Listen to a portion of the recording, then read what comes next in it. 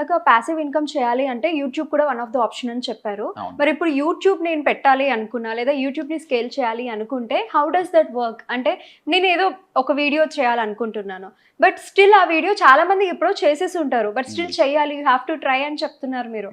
ఇది ఎలా వర్క్ అవుతుంది చెప్పండి? సో చాలా మందికి ఉండే క్వశ్చన్ ఇదే అండి. First of all coming in front of the camera భయం. ఫస్ట్ ఆఫ్ ఆల్ ఫేస్లెస్ నేను వీడియోస్ చేస్తా అంటారు. తర్వాత మీరు అడిగినట్టు ఆల్రెడీ చాలా మంది ఉన్నారు నేనే సక్సెస్ అవుతా అంటారు. దానికి ఒకటే ఆన్సర్ అండి, చాలా మంది చేస్తున్నారు, బట్ చూసేవాళ్ళు కూడా పెరుగుతారు కదా. ప్రపంచం మొత్తంలో వీడియోలు ఎక్కువ చూసేది ఎవరు తెలుసా? ఇండియన్సే. అందులో మన తెలుగు వాళ్ళు చూసినంత ఎవరు చూడరు. ఎందుకంటే నువ్వు బాహుబలి మన తెలుగు మూవీస్కి వచ్చిన ట్రైలర్స్కి వచ్చిన వ్యూస్ ఫారెన్ కూడా రాదు.